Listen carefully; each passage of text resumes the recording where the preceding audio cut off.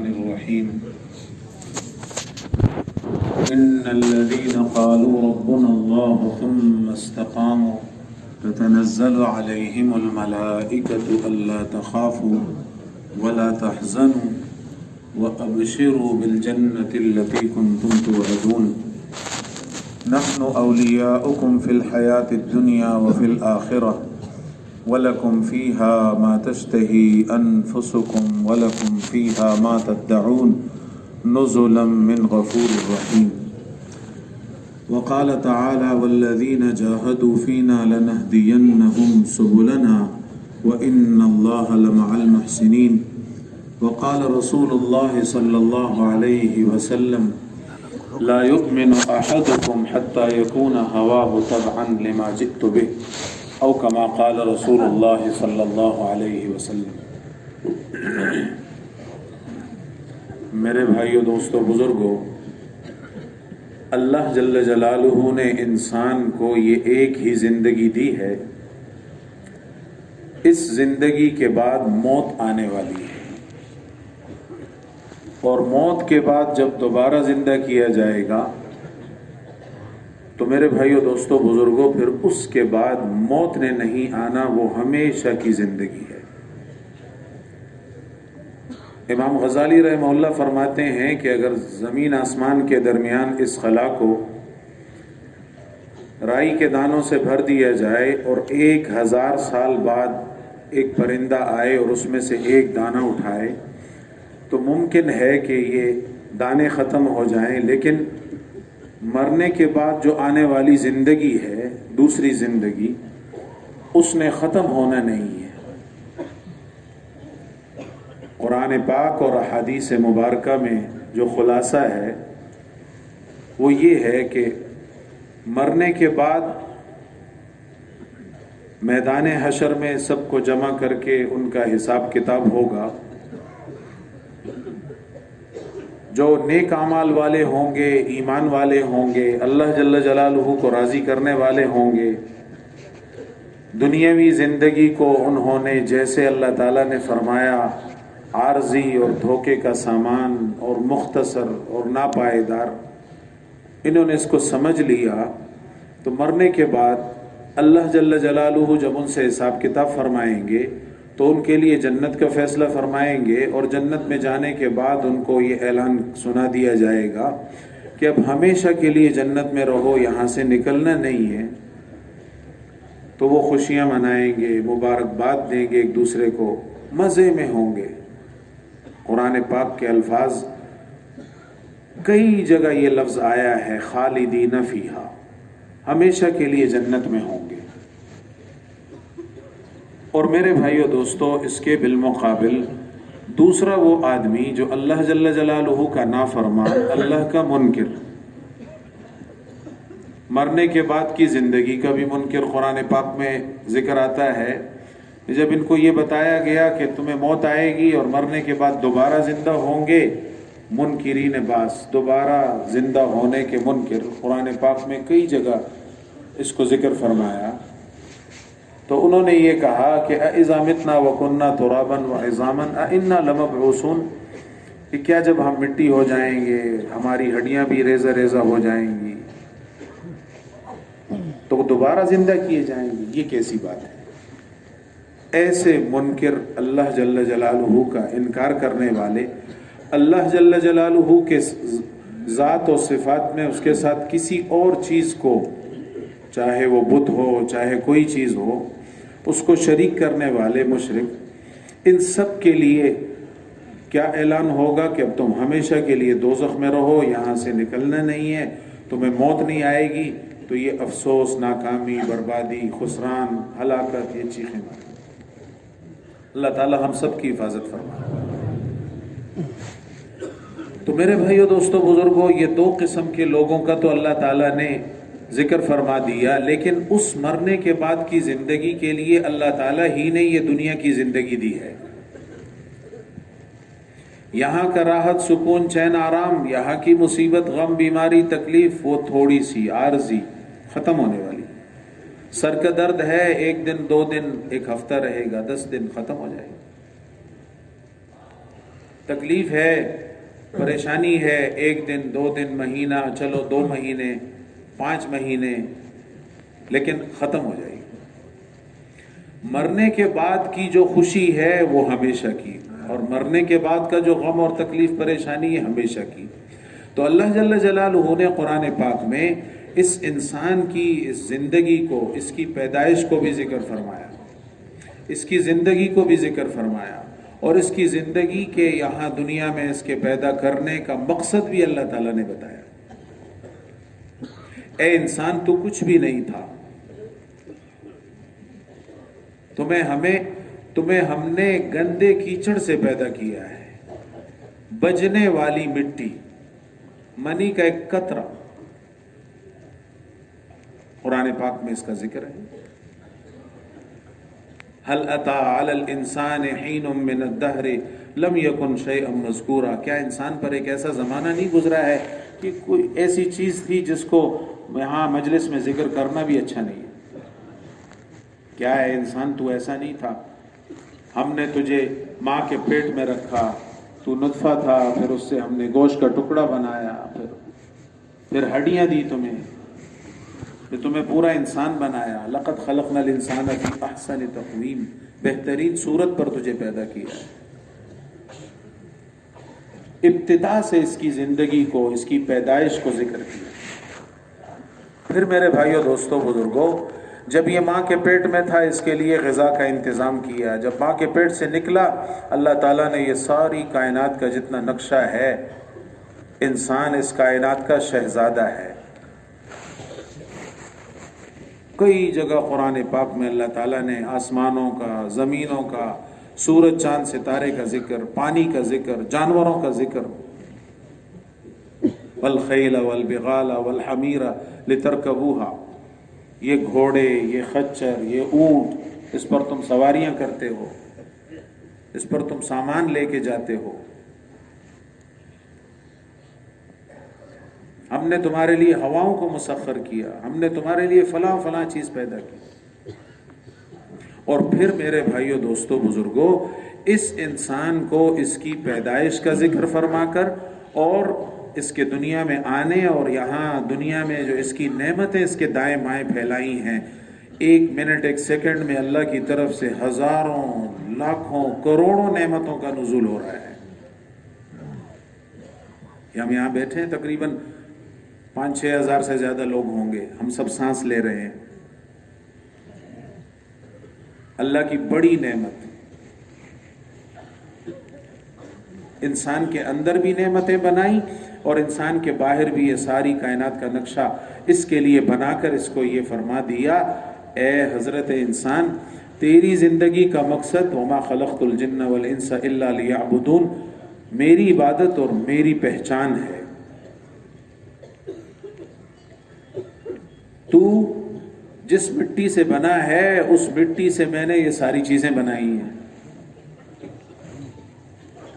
اللہ تعالیٰ نے فرمایا ہم نے تمہارے باپ آدم کو مٹی سے بنایا، خلقکم من تراب، اور یہ جتنی چیزیں ہیں، پھل فروٹ جتنے ہم کھا رہے ہیں، یا کپڑا جتنا بن رہا ہے، یہ لوہا جتنا بن رہا ہے، یہ سب کچھ کیا ہے؟ یہ زمین سے ہی نکل رہا ہے، سب مٹی کی پیداوار ہے۔ تجھے بھی مٹی سے بنایا، تیری نعمتوں کو بھی، ساری جب دائیں بائیں جو تیری زندگی چل رہی ہے 24 گھنٹے کی، یہ ساری ہماری نعمتیں ہیں، اس کو استعمال کرو۔ کلوا من طیبات ما رزقناکم، جو ہم نے تمہیں حلال اور پاکیزہ رزق دیا ہے اس میں سے کھاتے رہو۔ افرأیتم الماء الذی تشربون، یہ جو پانی ہم نے، تم جو پیتے ہو، اس کو ہم نے تمہارے لیے پیدا کیا ہے۔ یا ایھا الناس انا خلقناکم من ذکر و انثی، میاں بیوی کا یہ سلسلہ ہم نے جاری کیا ہے، اس سے ہم پیدا کر رہے ہیں۔ ایک ایک نعمت کا ذکر فرمایا قرآن پاک میں، تفصیل سے سنایا ہے۔ لیکن ان ساری چیزوں کے بعد اللہ تعالیٰ نے فرمایا قل متاع الدنیا قلیل، خیال کرنا یہ دنیاوی زندگی جو ہے یہ تھوڑا سا دھوکے کا سامان ہے، تھوڑا سا سامان ہے، متاع قلیل، मताउल गुरूर, धोखे का सामान। तुझे हमने किस लिए पैदा किया है? नेमतों को इस्तेमाल करो, अच्छी तरह इस्तेमाल करो, लेकिन इसमें डूब नहीं जाना। हमने तुम्हें एक मकसद के लिए दुनिया में भेजा है। वो क्या है? मेरी पहचान। 1,24,000 कमो बेश अंबिया अलैहिमुस्सलाम को अल्लाह ताला ने अपनी पहचान और अपनी मारिफत कराने के लिए भेजा है। ए मेरे नबियों, तुम जाओ। आदम अलैहिस्सलाम से लेकर हुजूर सल्लल्लाहु अलैहि वसल्लम तक जितने भी अंबिया अलैहिमुस्सलाम तशरीफ ले आए, हर नबी आता अपनी कौम को गुमराही के रास्ते से निकालकर हिदायत के रास्ते पर डालता। हिदायत की मेहनत उसको देते अल्लाह ताला, उसको किताब देते, उसको सहीफे देते, उसको एक शरीयत मिलती, वो आकर लोगों में मेहनत करता। ए लोगों, अल्लाह को मान लो। ए लोगों, ये गलत तरीकों पर मत चलो, मेरे तरीकों पर चलो। मैं अल्लाह का नबी हूं, तुम्हें अल्लाह की पहचान करा रहा हूं, अल्लाह के हुक्मों को तुम्हें सुना रहा हूं। तो जिंदगी का मकसद अल्लाह ताला ने कुरान पाक में वाज़ेह कर दिया। हुजूर अकरम सल्लल्लाहु अलैहि वसल्लम कितनी बड़ी हस्ती हैं, सारे नबियों के सरदार हैं, अल्लाह जल्ल जलालुहु के महबूब, सारे नबियों के सरदार, अल्लाह जल्ल जलालुहु के महबूब। सारे इंसानों में अल्लाह ताला ने हुजूर सल्लल्लाहु अलैहि वसल्लम को जो मकाम दिया, बिल्कुल ऊपर। उनको भी अल्लाह ताला क्या फरमा रहे हैं? वअमुर अहलका बिस्सलाति वस्तबिर अलैहा ला नसअलुका रिज़्क़ा। आप खुद भी नमाज के पाबंद रहिए और अपने घर वालों को भी नमाज का हुक्म दीजिए। हम आपसे रोजी कमाना नहीं चाहते हैं, हम आपको रोजी देंगे। वमा मिन दाब्बतिन फिल अर्दि इल्ला अलल्लाहि रिज़्क़ुहा। जमीन पर जितने भी रेंगने वाले हैं, चलने वाले हैं, जीरू, इन सब की रोजी का जिम्मा अल्लाह ताला ने लिया है।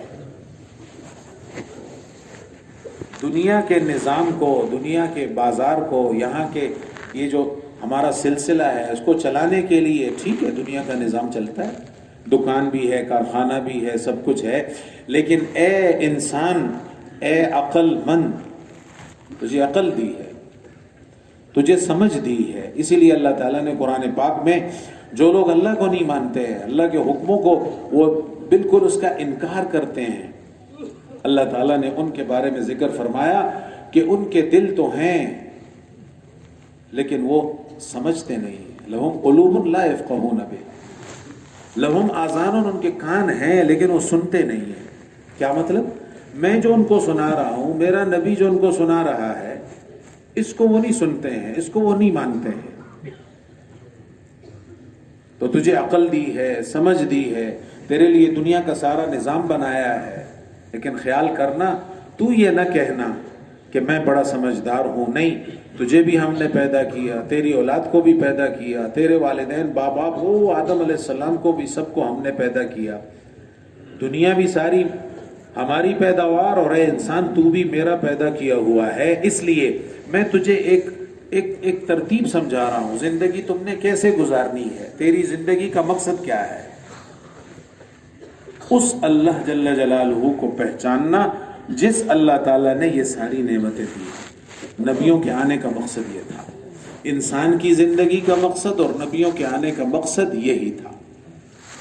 30 से 12 कुरान पाक अल्लाह ताला ने नाजिल फरमाया, उसमें नबियों के और उनकी कौमों के वाक़यात सुनाए और उसमें यही बात समझाई, ए मेरी कौम, या कौम अब्दुल्लाह मा लकुम मिन इलाहिन गैरुहु, ए मेरी कौम, उस अल्लाह की इबादत करो जिसके अलावा कोई माबूद ही नहीं है, कोई मुश्किल कुशा ही नहीं है, कोई हाजत रवा नहीं है, कोई इज्जत देने वाला, जिल्लत देने वाला, बीमारी से सेहत देने वाला कोई नहीं है, सिर्फ एक अल्लाह ही है।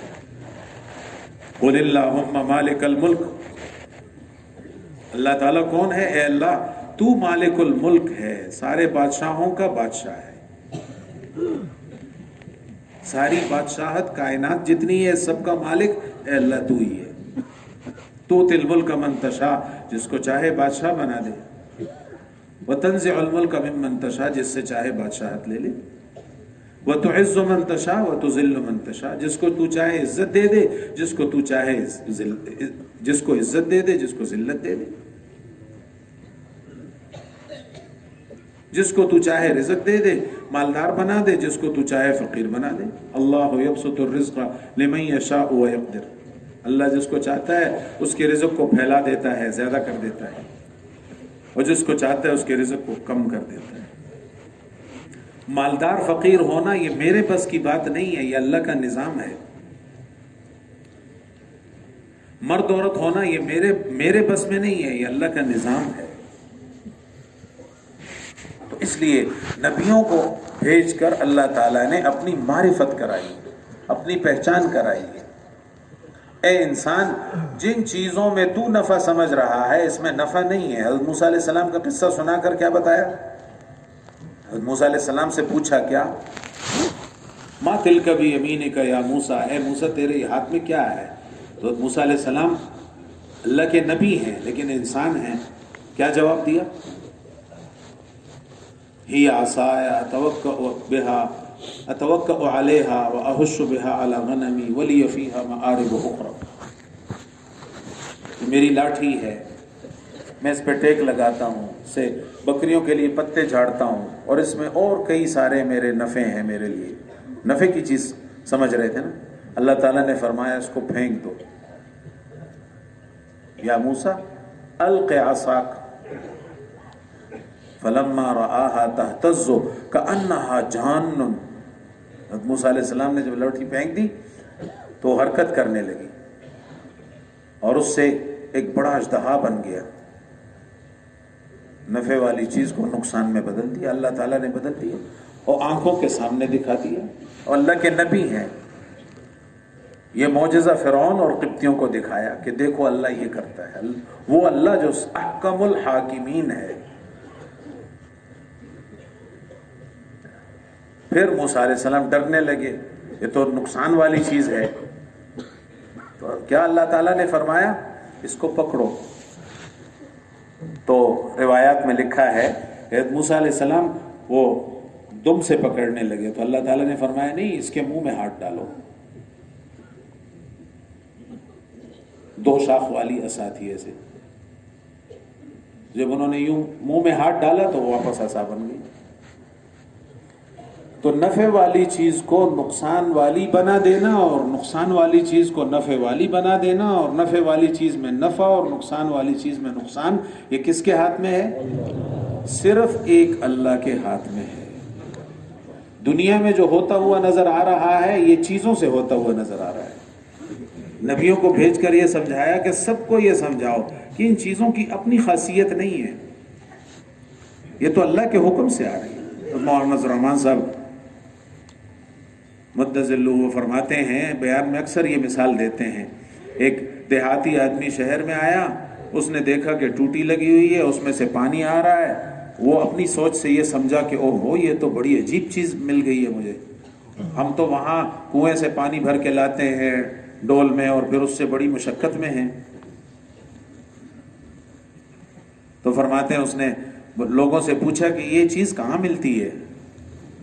انہوں نے کہا فلاں دکان میں ملتی ہے، وہاں سے لے گیا اور وہاں اپنے گھر میں جا کے دیوار میں اس کو یوں اندر کر دیا، اب اس کو کھولے تو اس سے پانی نہ آئے۔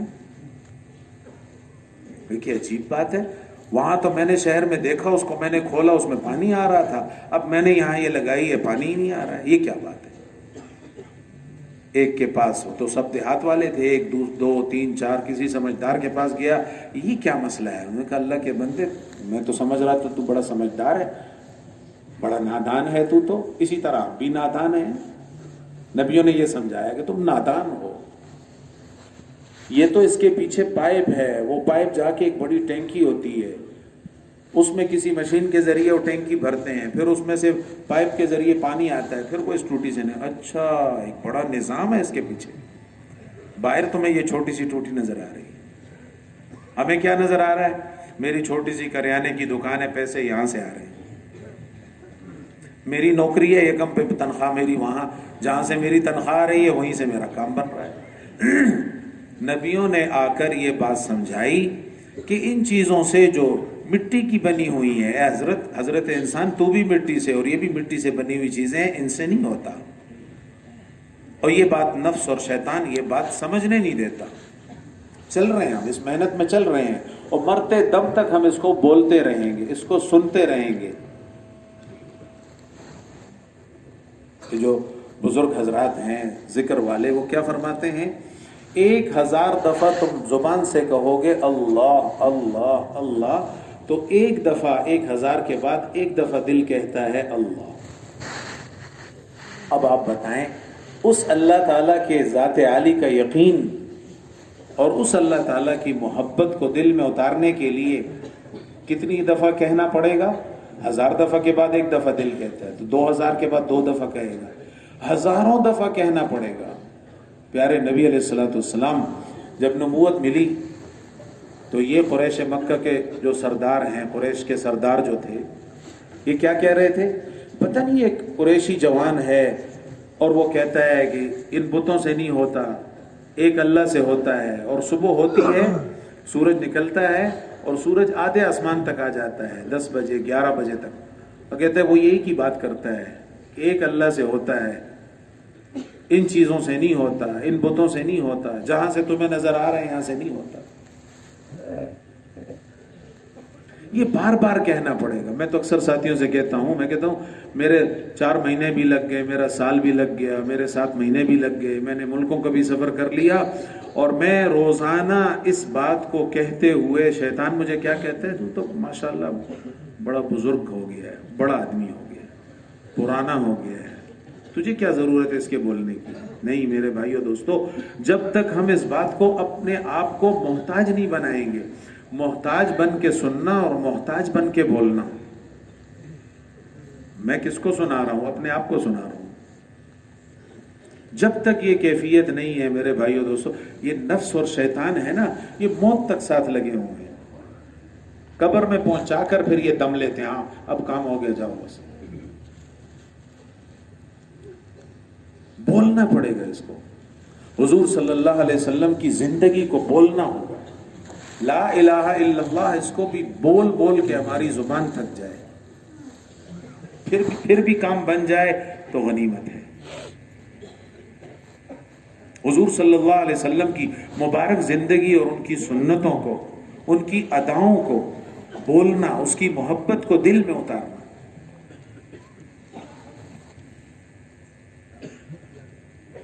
ایک ایک ادا حضور صلی اللہ علیہ وسلم کی، ایک ایک ادا اللہ تعالیٰ کو سارا جتنا یہ کائنات ہے سب سے پیارا ہے.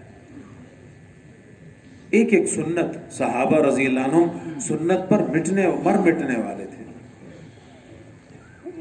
جان چلی جائے کوئی بات نہیں، لیکن حضور اکرم صلی اللہ علیہ وسلم کی سنت نہ چھوٹے. آج ہماری کھانا پینا، لباس، شادیاں، ہماری غمیاں، کیا حال ہے ہمارا. اللہ جل جلالہ کے ذات عالی کے یقین کو اتارنے کے لیے بھی حضور صلی اللہ علیہ وسلم کا طریقہ شرط ہے. لگا ہوا ہے اس محنت میں اور کر رہا ہے حضور صلی اللہ علیہ وسلم کی زندگی کے خلاف کر رہا ہے، اللہ تعالیٰ کے ہاں مقبول نہیں ہے.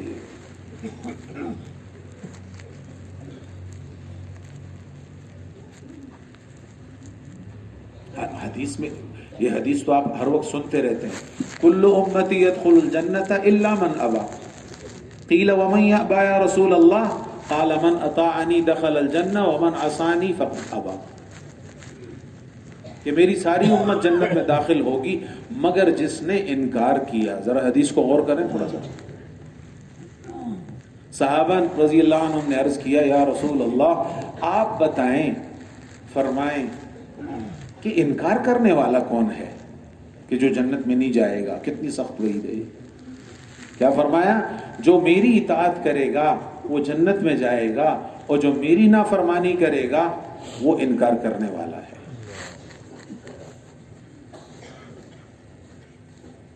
حضور صلی اللہ علیہ وسلم اب جب اللہ تعالیٰ کو سارے انسانوں میں سب سے زیادہ محبوب ہیں تو ان کی سنت کو صحابہ رضی اللہ عنہ کہتے فرماتے ہیں کیسے چھوڑ دیں. یہ جملہ تو آپ نے سنا ہوگا، لیکن اس کو بار بار سننا اور بار بار بولنا اور اس کو دل میں اتارنا کہ صحابہ رضی اللہ عنہم سنت کو سنت سمجھ کر عمل کرتے تھے.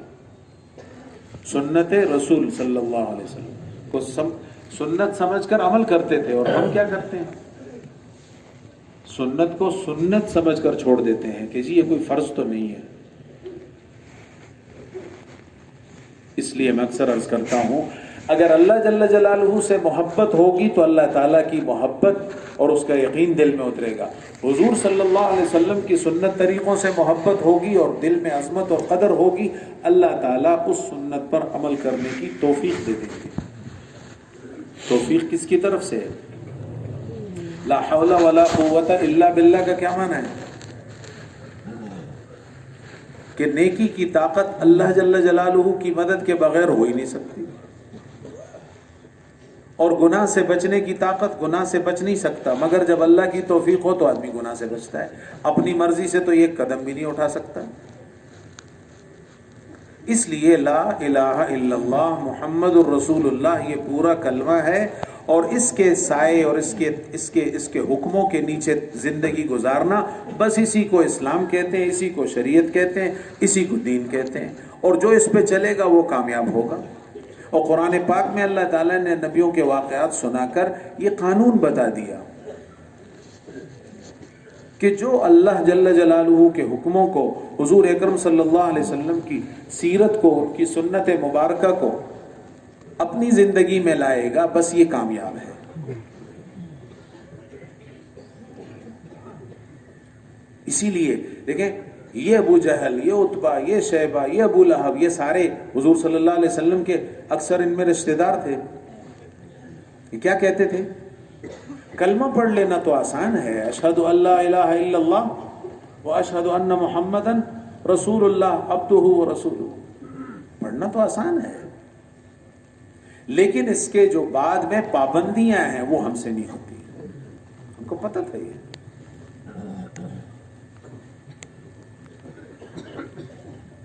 کلمے کے بعد، کلمہ پڑھ لینے کے بعد اللہ کے حکم ہے.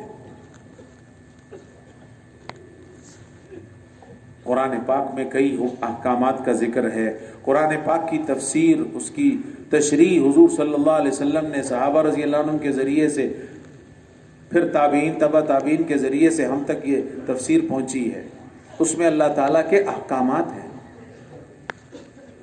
کرنے کا حکم اور نہ کرنے کا حکم. کلمہ پڑھ لینا آسان ہے. دیکھیں اکثر جگہوں میں قرآن پاک میں کیا آتا ہے؟ ان الذین آمنوا، آگے کیا ہے؟ وعملوا الصالحات کانت لہم جنات الفردوس نزلا. یوں فرمایا، جو ایمان لے آئے، لا الہ الا اللہ محمد الرسول اللہ پڑھ لینا. قرآن پاک میں آتا ہے نا، قالت الاعراب آمنا قل لم تؤمنوا ولکن قولوا اسلمنا. چند دیہاتی آئے حضور صلی اللہ علیہ وسلم کی خدمت میں اور عرض کیا، یا رسول اللہ ہم ایمان لے آئے، ہم مومن بن گئے. اللہ جل جلالہ کی طرف سے آیت، حکم اترا، آپ ان سے کہہ دیجئے لم تؤمنوا، ابھی تک آپ مومن نہیں بنے ہو، ہاں لیکن قولوا اسلمنا، تم یوں کہو کہ ہم مسلمان ہو گئے ہیں. ایمان جو ہے نا جی، ایمان یہ تو ان احکامات جو اللہ جل جلالہ کی طرف سے آئے ہیں ان کا مجموعہ، اس پر چلنا، اس کو مومن کہتے ہیں. میں نے جو شروع میں آپ کو حدیث پڑھ کے سنائی ہے خطبے میں، کیا پڑھی؟ لا یؤمن احدکم حتی یکون ہواہ تبعا لما جئت بہ. تم میں سے اس وقت تک کوئی آدمی کامل مومن نہیں بن سکتا جب تک کہ اس کی خواہش، اس کی مرضی، اپنی مرضی پہ نہیں چلتا. اپنی مرضی کو حضور صلی اللہ علیہ وسلم کی مرضی پر، جب ان کی حضور صلی اللہ علیہ وسلم جو چاہتے ہیں، ان کی جو زندگی ہے، اگر اس پہ لائے گا تو یہ کامل مومن ہوگا. اسی لیے حضور صلی اللہ علیہ وسلم کو اللہ تعالیٰ نے حکم فرمایا کہ آپ ان سے کہہ دیجئے کہ ابھی تک تو مومن نہیں بنے ہو. لما يدخل الایمان فی قلوبکم، ابھی تک ایمان جو ایک مضبوط چیز ہے، وہ ابھی تک تمہارے دلوں میں نہیں اترا ہے.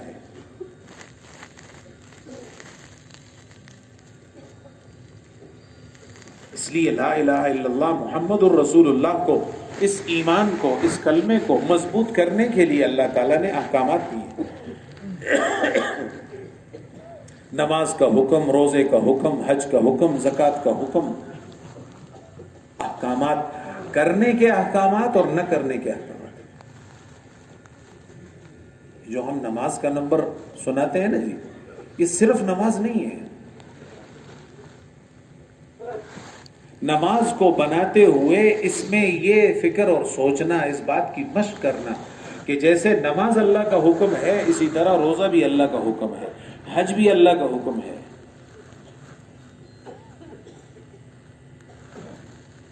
کرنے کا حکم اور نہ کرنے کا حکم، زنا مت کرو، چوری مت کرو، جھوٹ مت بولو. قرآن پاک میں ساری آیتیں ہیں. غیبت مت کرو، یہ حکم ہے. لا یغتب بعضکم بعضا ایحب احدکم ان یأکل لحم اخیہ میتا. تم میں سے کوئی آدمی دوسرے کی غیبت نہ کرے. کیا تمہیں یہ پسند ہے کہ تم اپنے مسلمان بھائی کا، جبکہ وہ مرا ہوا ہے، مردار بھائی کا گوشت کھانا پسند کرتے ہو؟ یہ قرآن پاک میں فرمایا. غیر محرم کو مت دیکھو، جھوٹ مت بولو، دھوکہ مت کرو. حکم جو اللہ تعالیٰ کا ہے. اس لیے صحابہ رضی اللہ عنہم کی صفت یہ تھی، اس کو ذرا ہم سمجھ لیں. صحابہ رضی اللہ عنہم کی صفت یہ تھی کہ جب اللہ جل جلالہ کی طرف سے کوئی حکم آتا کرنے کا یا نہ کرنے کا، اور حضور صلی اللہ علیہ وسلم نے فرماتے کہ اے صحابہ، اے میرے صحابہ، اللہ تعالیٰ نے یہ فرما دیا، تو صحابہ رضی اللہ عنہم، ان کی بیویاں صحابیات رضی اللہ عنہن، یہ کیا فرماتے تھے؟ قرآن پاک میں ذکر ہے. یہ کہتے تھے یا رسول اللہ، ہم نے سمعنا سن لیا، واطعنا اور ہم نے مان لیا. صرف سننا نہیں، اطعنا، بس مان لیا. اللہ تعالیٰ نے جو فرمایا، رسول اللہ صلی اللہ علیہ وسلم نے جو فرمایا، حق اور سچ ہے. اور اسلام کا معنی کیا ہے؟ گردن نہادن، گردن جھکانا، تابع بننا کہ جی صحیح ہے، آپ جو فرما رہے ہیں ٹھیک ہے. رضی اللہ عنہ کا لقب جو ملا ہے تو یہ ایسے نہیں ملا.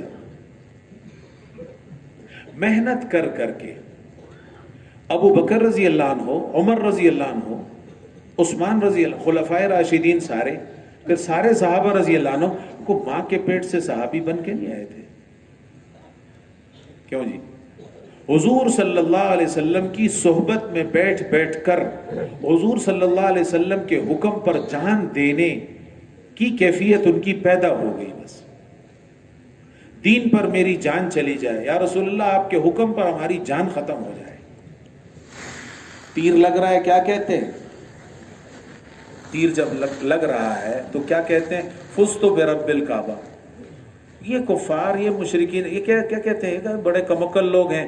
تیر لگ رہا ہے، موت آ رہی ہے، اور کیا کہتے ہیں؟ رب کعبہ کی قسم ہم کامیاب ہو گئے. ان کو تو نظر نہیں آ رہا تھا نا، یہ تو جو شہید ہونے والا ہے اللہ کے حکم پہ، اس کو نظر آ رہا ہے کہ میں کامیاب ہو گیا. اللہ کے حکم پر جان دینا، تبلیغ کی محنت، نبیوں کی محنت، صحابہ رضی اللہ عنہ کی محنت، اس کا خلاصہ یہ ہے کیا؟ اللہ کے حکم پر ہماری جان چلی جائے. ہاں، اس کے لیے تیاری کرنی ہے، اس کے لیے اپنی سوچ بھی ٹھیک کرنی ہے، اپنا دماغ بھی ٹھیک کرنا ہے، اپنے دل پر بھی محنت کرنی ہے، دوسروں کے دل پر بھی محنت کرنی ہے. تو کرنے کے حکم اور نہ کرنے کے حکم. نماز اللہ کا حکم ہے. بھائی صاحب رحمۃ اللہ علیہ، عبدالوہاب صاحب رحمۃ اللہ علیہ فرماتے تھے نماز ہم جنت کے لیے نہیں پڑھتے ہیں. بات عجیب ہے نا. وہ احادیث میں تو یہ آتا ہے جو 5 وقت اہتمام سے نماز پڑھتا ہے، اللہ تعالیٰ فرماتے ہیں میں اس کو اپنی ذمہ داری سے جنت میں داخل کروں گا. اور جو اہتمام نہیں کرتا، مجھ پر اس کی کوئی ذمہ داری نہیں ہے، چاہے میں اس کو عذاب دوں، چاہے اپنی رحمت سے بخش دوں. ٹھیک ہے نہیں؟ اب نماز ہم کس لیے پڑھیں گے؟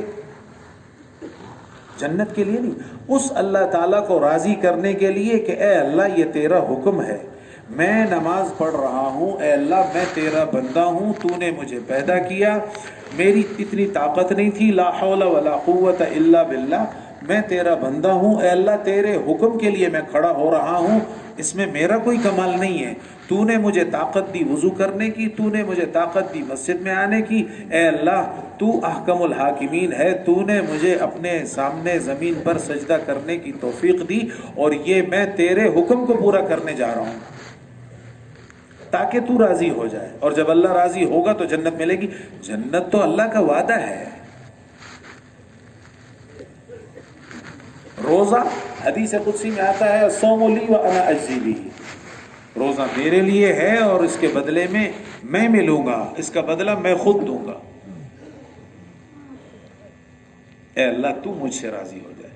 عورت گھر میں رہتے ہوئے غیر محرم سے پردہ کرتی ہے، یہ عورت یہ کہے گی اے اللہ میں مسلمان عورت ہوں، اے اللہ میں بہت کمزور ہوں، اے اللہ تو نے مجھے حکم دیا کہ غیر محرم سے پردہ کر، اے اللہ میں تیرے حکم کو مانتے ہوئے اور مرنے کے بعد جو تو نے اس تیرے حکم پر نہ ماننے پر جو عذاب ہے، اے اللہ میں اس سے ڈرتے ہوئے یہ پردہ کرتی ہوں۔ یہ جنت میں جائے گی یا نہیں جائے گی؟ اس لیے میرے بھائیوں دوستوں بزرگوں، اب قرآن پاک سارے کا سارا اس کو ہم تھوڑا سمجھیں کہ اللہ تعالیٰ کیا فرما رہے ہیں، لوگوں کو یہ سمجھائیں کہ اللہ تعالیٰ نے اس میں اپنی بڑائی کا اظہار کیا، نبیوں کے واقعات سنائے، اور سب کا خلاصہ یہ ہے کہ میرے حکم پہ آ جاؤ، کرنے کے حکم اور نہ کرنے کے حکم۔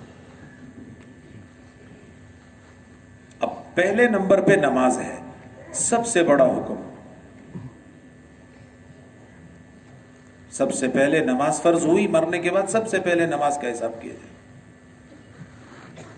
الصلاۃ عماد الدین، من اقامہا فقد اقام الدین ومن ترکہا فقد ہدم الدین۔ نماز دین کا ستون ہے، جس نے نماز کو قائم کیا اس نے پورے دین کو قائم کیا، جس نے نماز کو چھوڑ دیا اس نے گویا کیا کر دیا، دین کو گرا دیا۔ نماز کا درجہ دین میں ایسا ہے جیسے بدن میں سر کا درجہ ہوتا ہے۔ جس کی ایک نماز بھی رہ گئی، حدیث کا خلاصہ کیا ہے مفہوم، جس کی ایک نماز بھی رہ گئی وہ ایسا ہے جیسے اس کا گھر مال و دولت سب چھین لیا گیا ہو اور وہ اکیلا کھڑا رہ گیا۔ بعد جماعت نماز پڑھنے پر 25 سے 27 نمازوں کا ثواب۔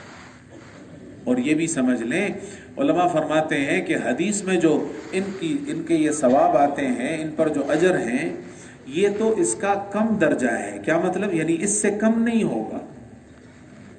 جو 40 دن تک تکبیر اولیٰ کے ساتھ نماز پڑھے گا اس کو 2 پروانے ملیں گے، ایک نفاق سے بری ہونے کا اور دوسرا دوزخ سے چھٹکارا۔ اس کا مطلب کیا ہے؟ یعنی یہ 2 تو ضرور ملیں گے۔ اس کے بعد اللہ تعالیٰ تمہارا اخلاص دیکھے گا، تمہاری نماز کی کیفیت کو دیکھے گا، کس کیفیت سے یہ کھڑا ہو رہا ہے۔ اسی لیے میرے بھائیو دوستو بزرگوں، نماز میں کھڑے ہوتے ہوئے صرف اللہ کی رضا، اسی لیے ہمارے علماء کرام نے کتابوں میں بھی لکھا ہے، نماز کی کتابیں جتنی ہیں ان میں یہ لکھا ہے کہ جب آدمی نماز کے لیے کھڑا ہو تو اپنی نیت کو درست کرے، اور نیت کو درست کرنے کے لیے یہ دعا سکھائی ہے۔ حضرت ابراہیم علیہ السلام نے جو دعا پڑھی تھی، کیا؟ انی وجہت وجہی للذی فطر السماوات والارض حنیفا وما انا من المشرکین۔ میں نے اپنا رخ، اپنی توجہ، اپنا چہرہ اس ذات کی طرف موڑ دیا جس نے ساری کائنات کو بنایا ہے، آسمان و زمین کو بنایا ہے، اور میں مشرکوں میں سے نہیں ہوں۔ اس لیے نماز کو سیکھنا، قرآن کی تلاوت کو سیکھنا، ذکر کو سیکھنا، سورتوں کو یاد کرنا، موقع محل کی دعائیں، اللہ کو یاد کرنا، قرآن کریم یہ بھی اللہ کا ذکر ہے۔ سبحان اللہ، الحمدللہ، لا الہ الا اللہ، اللہ اکبر، یہ بھی اللہ کا ذکر ہے۔ حضور صلی اللہ علیہ وسلم پر درود شریف یہ بھی اللہ کا ذکر ہے۔ اپنے گناہوں پر رو رو کر استغفار کرنا، اللہ سے توبہ کرنا، یہ بھی اللہ کا ذکر ہے۔ اور ان سب کا مجموعہ نماز میں ہے۔ نماز میں درود شریف بھی ہے، نماز میں اللہ اکبر، اللہ کی بڑائی بھی ہے، हुजूर सल्लल्लाहु अलैहि वसल्लम पर दुरूद शरीफ भी है। रब्बना आतिना फिद दुनिया हसना व फिल आखिरति हसना, ये दुआ इसका क्या माना है? ऐ अल्लाह मुझे गुनाहों से, मेरे गुनाहों को माफ़ फरमा दे, दुनिया की ज़िंदगी भी मेरी अच्छी बना दे और आखिरत की ज़िंदगी भी अच्छी बना दे।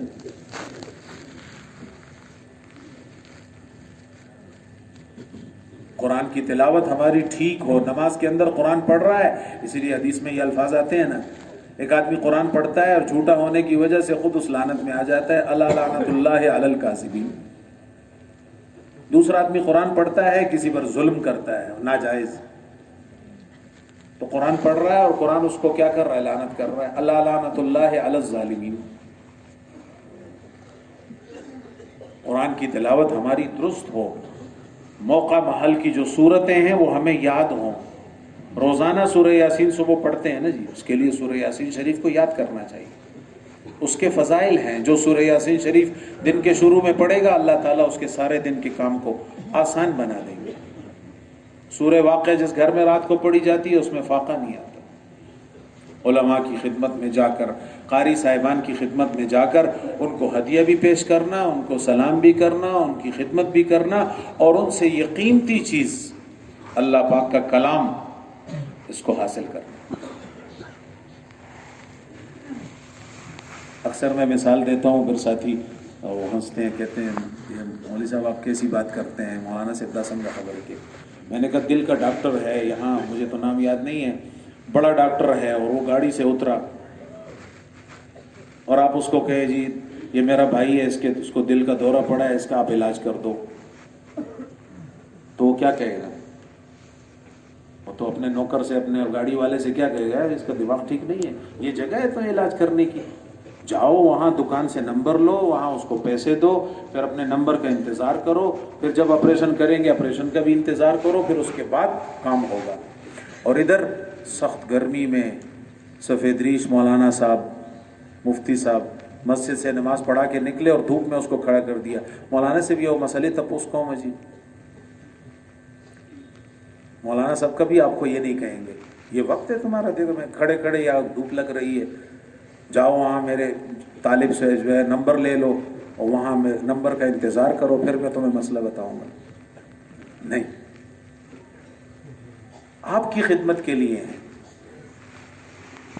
न पूछना ये हमारी कमी है, इसलिए उनकी खिदमत में जाना, उनसे पूछना, कुरान पाक को सीखना, सूरतों को सीखना, नमाज को सीखना, सीखने के लिए वक्त निकालना।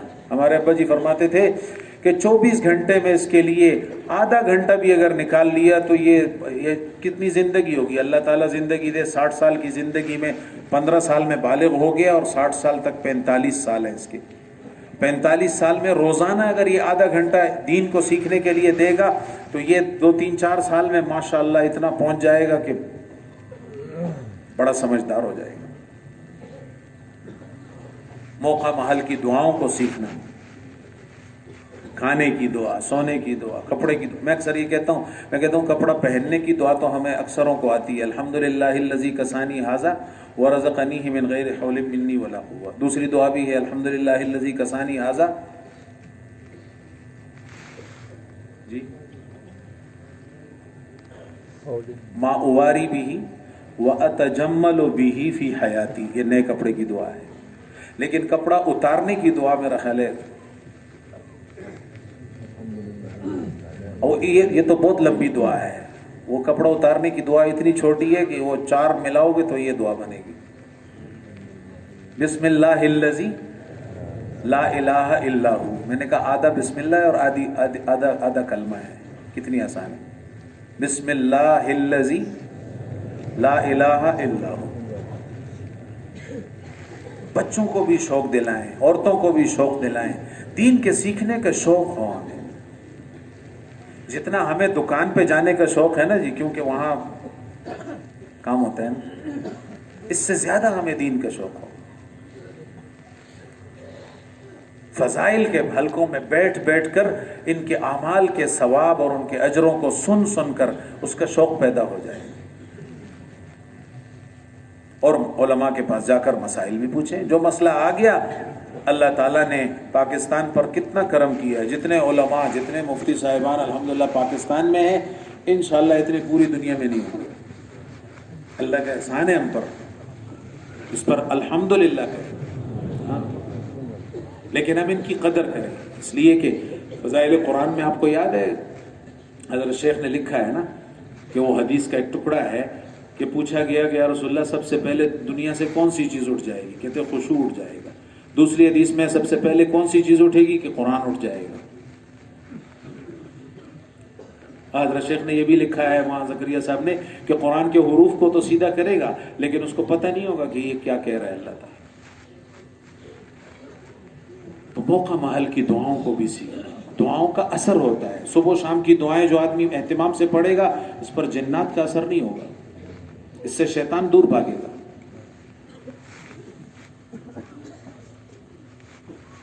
اور پھر میرے بھائیو دوستو بزرگوں, ہمارے اخلاق, حضور صلی اللہ علیہ وسلم کتنی بڑی ہستی تھی اور کیسے اخلاق تھے. ادھر جب میں بات کرتا ہوں تو سب سے پہلے تو میں یہ بات کرتا ہوں, کیا ہم تو مسلمانوں میں رہ رہے ہیں نا؟ کیوں جی, ہمارا خاندان سارا مسلمان ہے, دائیں بائیں ہمارے باپ دادے ہمارے بچے اولاد سب مسلمان ہیں الحمدللہ. تو ہم تو مسلمان معاشرے میں رہ رہے ہیں نا جی. مسلمان کا تو مسلمان پر بہت زیادہ حق ہے, جبکہ حضور صلی اللہ علیہ وسلم تو غیر مسلموں کے ساتھ ان کا ایسا معاملہ ہوتا تھا کہ وہ ان کے اخلاق کو دیکھ کر مسلمان ہوتے تھے. اسی لیے ایک ہمارے استاد فرما رہے تھے کہ صحابہ رضی اللہ عنہم کی تعداد بھی تقریباً نبیوں کے قریب قریب ہے نا. بعض کہتے ہیں 1,24,000 اور کہتے ہیں 1.5 لاکھ 2 لاکھ صحابہ کرام تقریباً. ان میں سے اکثر صحابہ رضی اللہ عنہم وہ ہماری طرح بیانوں سے نہیں مسلمان ہوئے. کس چیز سے مسلمان ہوئے؟ اخلاق سے, ان کی زندگی کو دیکھ کر. ہند کس سے مسلمان ہوئی ہے؟ تو صحابہ کی زندگی کو دیکھ کر. حضرت عمر رضی اللہ عنہ قرآن کے پڑھنے سے مسلمان ہوئے, قرآن پاک کا اثر ہوا ان پر. وہ بھی انہوں نے حلقہ لگایا ہوا تھا گھر میں, قرآن پاک کا حلقہ. اس لیے میرے بھائیو دوستو, ہمارے اخلاق اور ہمارے معاملات یہ دو چیزیں ایسی ہیں کہ ہمیں آپس میں دور بھی کر دیتی ہیں, اور اگر اچھے اخلاق ہے, اچھا معاملہ ہے تو قریب بھی ہو جاتے ہیں. دو عورتوں کا قصہ لکھا ہے نا جی. کیا کہ عرض کیا گیا یا رسول اللہ ایک عورت ہے بڑی نمازی زاہدہ عابدہ, لیکن کیا ہے اس کے اخلاق اچھے نہیں ہیں. کیا فرمایا؟ یہ دوزخی عورتوں میں سے. دوسری ایسی عورت ہے کہ ماشاءاللہ یعنی اتنے زیادہ کوئی اس کی عبادات وغیرہ نہیں ہے, اخلاق اس کے اتنے اچھے ہیں کہ لوگ سارے خوش ہیں اسے, کہ وہ جنت والوں میں سے ہے, جنتی عورتوں میں سے. اور پھر اخلاق حضور صلی اللہ علیہ وسلم کے تو غیر مسلموں کے ساتھ ایسے تھے, اور پھر مسلمانوں کے ساتھ, اپنے صحابہ کے ساتھ حضور صلی اللہ علیہ وسلم کے کیسے اخلاق تھے. حدیث میں یہ آتا ہے, یہ سن لیں ذرا, کہ حضور صلی اللہ علیہ وسلم جب کسی سے مصافحہ ہوتا تھا تو ہاتھ جب تک وہ آدمی پیچھے نہیں کر لیتا تھا حضور صلی اللہ علیہ وسلم پیچھے نہیں کرتے تھے. ہاتھ ملائے ہوئے ہیں, اب یہ خود نہیں پیچھے کرتے تھے, جب تک وہ آدمی ہاتھ پیچھے نہیں کر لیتا تھا حضور صلی اللہ علیہ وسلم. کتنی بڑی ہستی ہیں اور کیسے اخلاق. گھر والوں کے ساتھ کیا اخلاق تھے؟ ان خیرکم خیرکم لأہلکم وانا خیرکم لأہلی. تم میں سے بہترین وہ ہے جو اپنے گھر والوں کے لیے بہترین ہے, اور میں تم سب میں سب سے زیادہ اپنے گھر والوں کے لیے بہترین. اچھی صفات اختیار کرنا اور بری صفتوں سے بچنا. بری صفتوں میں سب سے بڑی بری صفت جو ہے وہ بدگمانی ہے, جس کی وجہ سے آج کے گھر بھی بھائی سے جدا, ایک جگہ بیٹھنے والے اور بدگمانی سے دور ہو گئے, ایک مشورے میں بیٹھنے والے اور بدگمانی سے دور چلے گئے. ان بعض الظن اسم, قرآن پاک کا یہ لفظ ہے کیا کہ بعض گمان جو ہیں وہ گناہ ہوتے ہیں, بدگمانی ہوتی ہے. لا تجسسوا, تجسس مت کرو. حدیث پاک میں فرمایا لا تباغضوا ولا تحاسدوا, ایک دوسرے سے بغض مت رکھو, ایک دوسرے سے حسد مت رکھو. کونوا عباد اللہ اخوانا, اے اللہ کے بندو بھائی بھائی بن جاؤ. انما المؤمنون اخوۃ, مومن جو ہے یہ آپس میں بھائی ہیں. مومن کو مومن کا بھائی اللہ تعالیٰ نے فرمایا. حالانکہ بھائی کس کو کہتے ہیں؟ رور سے تو ہوئی جدا مور نہ سر پیدا ہی غطر رور ہوئی گا. یہاں اللہ تعالیٰ کیا فرما رہے ہیں؟ مومن مومن کا بھائی ہے. اچھے اخلاق. یسروا ولا تعسروا بشروا ولا تنفروا. آسانیاں پیدا کرو، سختیاں مت بناؤ. خوشخبریاں سناؤ اور نفرتیں مت پھیلاؤ. محبت. اس سے ہمارے اندر آپس میں اتفاق ہوگا. ہمارے جتنی دینی باتیں ہوں گی، دینی اعمال میں جتنی ہماری ایک دوسرے سے محبت ہوگی، دنیا کی چیزوں میں نہیں. عام طور پہ جو آپس میں ناراضگی ہوتی ہے وہ بدگمانی، حسد اور بغض، ان چیزوں سے پیدا. وہاں دوسری حدیث میں فرمایا لا يدخل الجنت نمام، چغل خور جنت میں نہیں جائے گا. لا يحل لمسلم ان يهجر اخاه فوق ثلاث، کسی مسلمان کے لیے حلال نہیں ہے کہ 3 دن سے زیادہ کسی سے بات کرنا چھوڑ دے، قطع تعلق کرنا. رشتہ داری کو جوڑو. سل من قطعک، جو تجھ سے توڑے اس سے جوڑو. واعف عمن ظلمک، جو تجھ پہ ظلم کرے اس کو معاف کر دو. آت من حرمک، جو تجھے محروم کرے تم اس کو دے دو. وَأَحْسِنْ إِلَى مَنْ أَسَاءَ إِلَيْكَ، جو تجھ سے برا کرے تم اس سے اچھا کرو. اسی لیے اسی کے مطابق دوسری حدیث میں فرمایا لَيْسَ الْوَاصِلُ بِالْمُكَافِي. یہ عجیب بات ہے. صلہ رحمی والا وہ نہیں ہے جو بدلے میں کام کرتا ہے. مالے وعدے کے 100 روپے رکھڑے نظام عمر 100 روپے اور یہ رشتہ داری نہیں ہے. رشتہ داری کیا ہے؟ یہ جو پہلے میں نے حدیث پڑھی ہے، جو تجھ سے توڑے اس سے جوڑو. تجھے محروم کرے تم اس کو دو. جو تجھ پہ ظلم کرے اس کو معاف کرو. جس نے تجھے معاف کیا تو نے بھی اس کو معاف کر دیا تو بدلہ ہو گیا. تجھ سے اچھا کر رہا ہے تو بھی اس کے ساتھ اچھا کر رہا ہے. نہیں، جو تجھ سے برا کر رہا ہے اس کے ساتھ اچھا کرو. معاملات بھی ہمارے ٹھیک ہوں. قرض لے لیا، اب اس کی واپسی کی صورت بناؤ. مسلمان وعدے کا پابند ہوگا. مومن کی نشانی حدیث میں یہ فرمائی ہے، مومن کے پاس جب امانت رکھاؤ گے تو وہ اس کی حفاظت کرے گا. مومن جب بات کرے گا تو سچ بولے گا. مومن جب وعدہ کرے گا تو اس کو پورا کرے گا. اور منافق کی 3 نشانیاں بتائی ہیں. کیا؟ اذا حدث کذب، جب وہ بات کرے گا تو جھوٹ بولے گا. تمہیں نہ خانہ، جب اس کے پاس امانت رکھاؤ گے تو وہ اس میں خیانت کرے گا. اور اذا وعد اخلف، جب وعدہ کرے گا تو اس کی خلاف ورزی کرے گا. اس لیے میرے بھائیوں، ہمارے اخلاق، تبلیغ والے، دعوت کی محنت والے مسلمان، مومن کے مومن پر حقوق ہیں. اسی طرح انسان سے لے کر جانور تک، راستے تک کا بھی حق ہے. راستے میں پیشاب مت کرو، راستے میں گند مت بناؤ، راستے کو بند مت کرو. ہم ایک جگہ سفر میں جا رہے تھے، بات خیر آ گئی ہے زبان پہ کرنے کی تو نہیں ہے، لیکن خیر گاڑی میں ہم سوار تھے، 5 آدمی تھے، سب ماشاءاللہ داڑھیوں والے تھے. تو کہیں راستہ بند ہو گیا تو ہمارا ڈرائیور، بس اس کو ذرا جلدی ہوتی ہے نا، تو الٹی طرف جا کے وہاں آگے گیا تو آگے سے وہ گاڑیاں بند ہو گئیں. تو جب وہ تھوڑا سا راستہ ملا، جب وہ گاڑی ادھر سے ایسے گزرنے لگی تو ہمیں دیکھ کر شیشے کھلے ہوئے تھے، انہوں نے کہا امیران یہی کا نا. میں نے اس ساتھی سے کہا، میں نے کہا اللہ کے بندے کیا کرتے ہو یار. کہتے بس غلطی ہو گئی ہے، سمجھ نہیں آئی. میں نے کہا بس معافی بھی مانگ لو. پھر ایک ساتھی نے جلدی سے آواز دی، معاف کرنا جی، غلطی ہو گئی. راستے کا بھی حق ہے، جانور کا بھی حق ہے. اونٹ آیا رونے لگا، یا رسول اللہ مجھے مالک جو ہے دانا پانی نہیں دیتا اور کام زیادہ لیتا ہے. حضور صلی اللہ علیہ وسلم نے فرمایا اس کا مالک کون ہے، بلاؤ اس کو تنبیہ کی. اور پھر میرے بھائیو دوستو، اخلاص تو ہر عمل میں مطلوب ہے. اخلاص اور ایمان یہ دونوں جڑواں بھائی ہیں. ایمان ہے اور اخلاص نہیں ہے تو کس کے لیے؟ عمل اللہ کے لیے نہیں ہے، شرک ہو گیا. آپ نے فضائل تبلیغ میں یہ حدیث تو وہاں عربی میں بھی لکھی ہوئی ہے، صفحے کے آخر میں نیچے لکھی ہوئی ہے، انا اغنى الشرکاء عن الشرک من عمل عملا اشرک فیہ معی غیری ترکتہ وشرکہ، جو میں تمام شریکوں سے کہ شرک سے بے نیاز خلاق علی الاطلاق ہوں، جو کوئی عمل ایسا کرے گا جس میں مجھے میرے ساتھ کسی اور کو شریک ٹھہرائے گا، میں اس کو اس شریک کے حوالے کر دوں گا۔ قیامت کے دن اللہ تعالیٰ کیا فرمائیں گے؟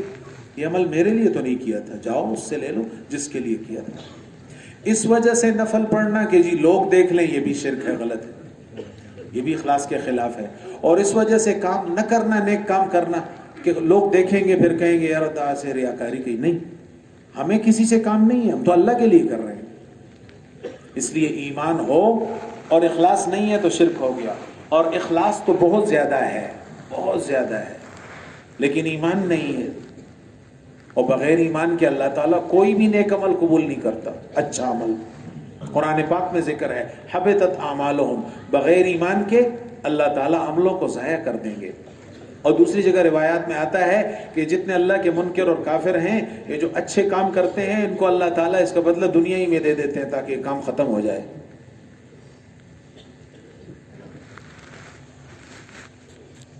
قرآن پاک میں کئی آیتیں ہیں، حضور صلی اللہ علیہ وسلم کو فرمایا کہ تم یہ کہو کہ امرت ان اعبد اللہ مخلصا لہ الدین، مجھے حکم دیا گیا کہ میں اپنے دین کو اس اللہ کے لیے خالص کروں۔ اخلاص کا اہتمام، یہ ساری مومن کی ایمان کی نشانیاں ہیں، مومن کی نشانیاں ہیں۔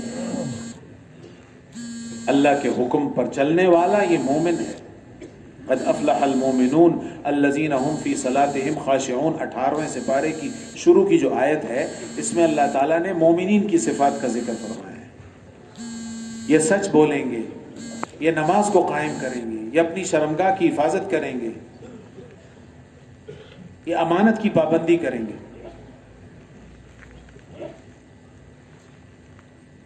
ان صفات کو لانے کے لیے یہ دعوت کی محنت ہے، تبلیغ کی محنت، دعوت کی محنت، نبیوں کی محنت، یہ ان اعمال کو جو حضور صلی اللہ علیہ وسلم نے صحابہ رضی اللہ عنہم کو وہ اعمال سکھائے، وہ دین سکھایا، پورے دین پر اللہ جل جلالہ کے پورے وعدے کا ذکر ہے۔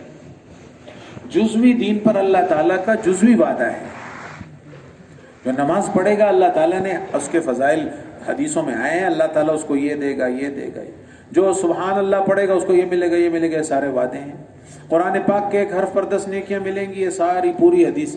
تو اگر صرف قرآن پڑھے گا تو اس کو اتنا ہی اجر ملے گا، صرف نماز پڑھے گا اس کو اتنا ثواب ملے گا، لیکن اگر ایک آدمی پورے دین پر عمل کرے گا۔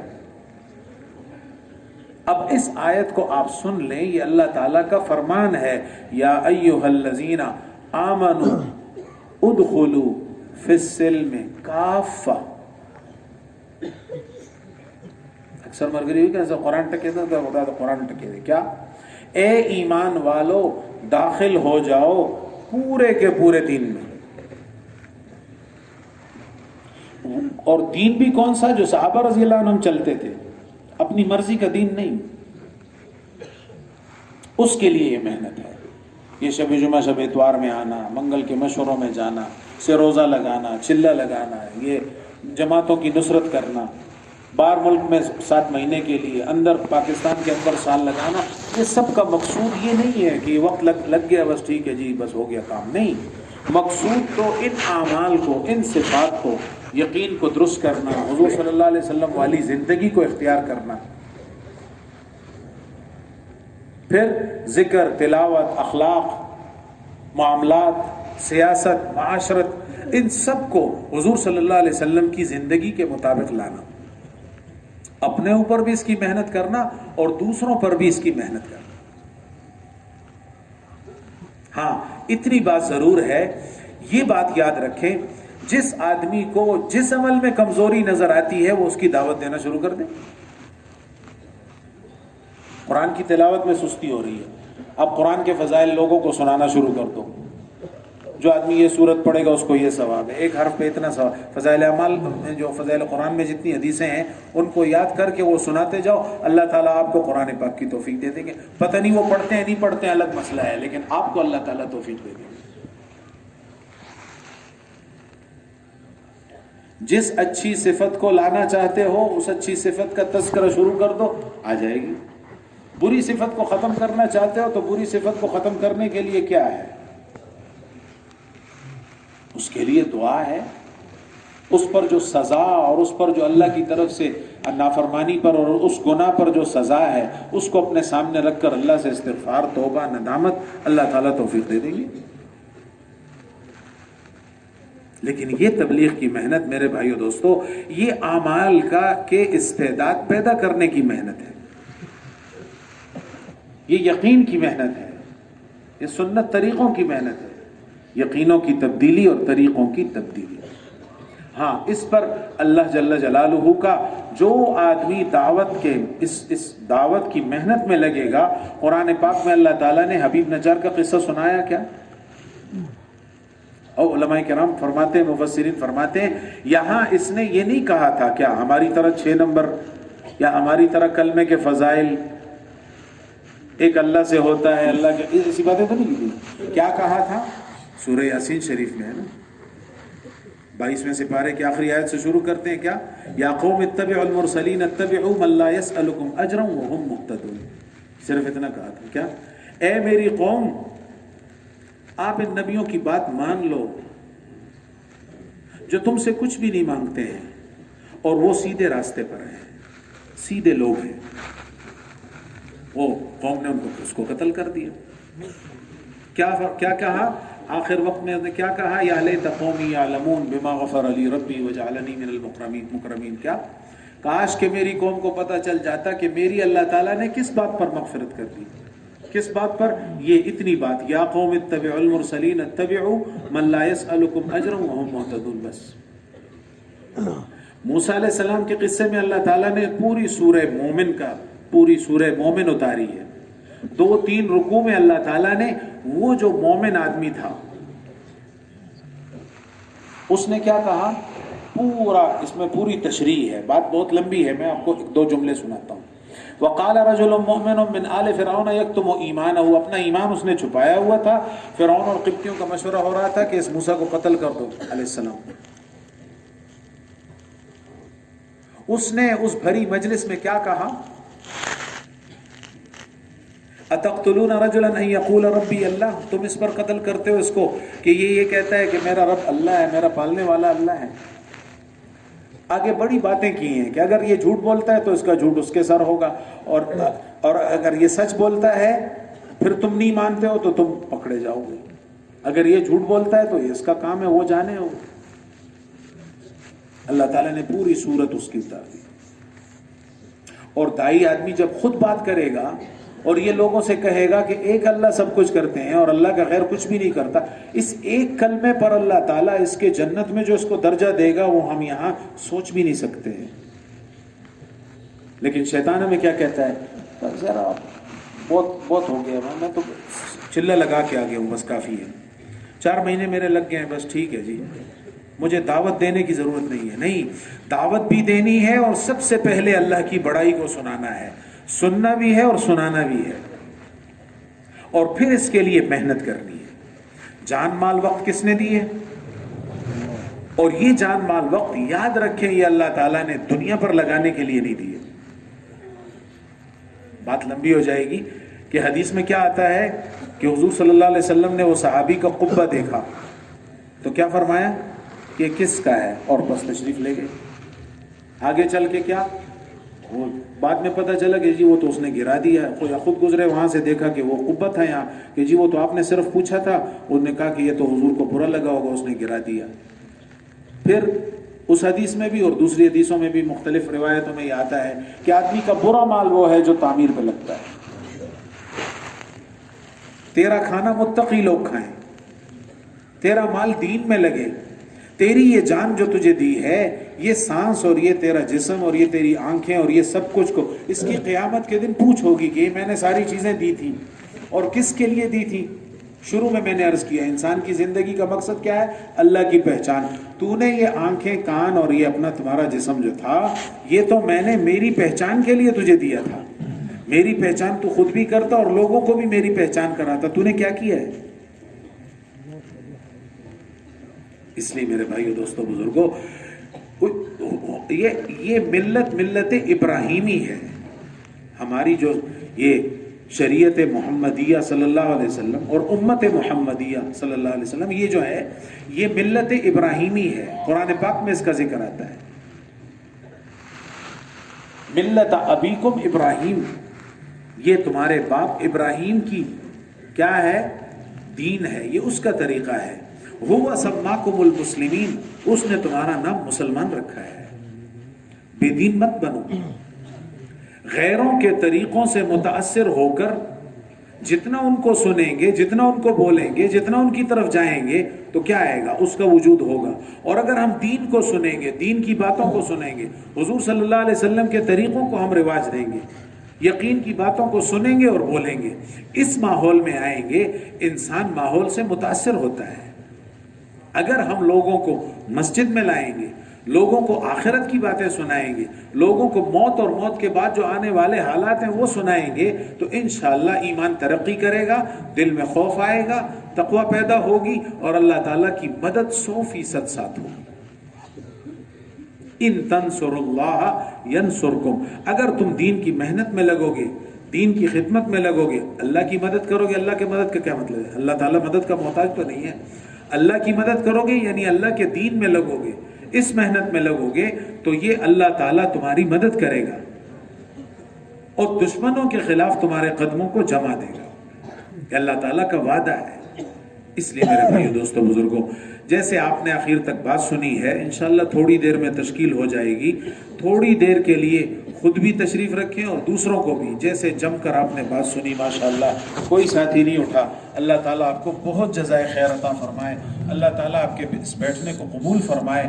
اور جتنا مجمع آیا ہوا ہے، اللہ تعالیٰ آپ سب کو اور ہم سب کو اپنے راستے میں دیر اور دور کے لیے قبول فرمائے. لیکن فرشتے کی جو دعا ہے وہ تو آخر میں آئے گی نا، قوموا مغفورا لکم قد بدلت سیئاتکم حسنات، کہ تم اس حال میں کھڑے ہو جاؤ کہ تمہارے گناہوں کو نیکیوں سے بدل دیا گیا. تو ہم سب گناہوں کو نیکیوں سے بدلنا چاہتے ہیں نا جی. تو اس کے لیے درخواست یہ ہے، تھوڑی دیر میں انشاءاللہ تشکیل ختم ہو جائے گی. بیان مختصر، تو اس لیے درخواست یہ ہے کہ آپ حضرات بھی جم کر بیٹھیں، جو اٹھنے کی کوشش کرے اس کو بھی بٹھا دیں. تو اس کے لیے درخواست یہ ہے کہ اس جان مال وقت کو لے کر اللہ کے راستے میں اذا عزمتا، جب نیت دل میں آ گئی تو اب اللہ پر توکل کر کے ہم چلنا شروع کر دیں. تو کس کس کی نیت ہے انشاءاللہ کہ میں ساری دنیا میں میری جانے کی نیت ہے؟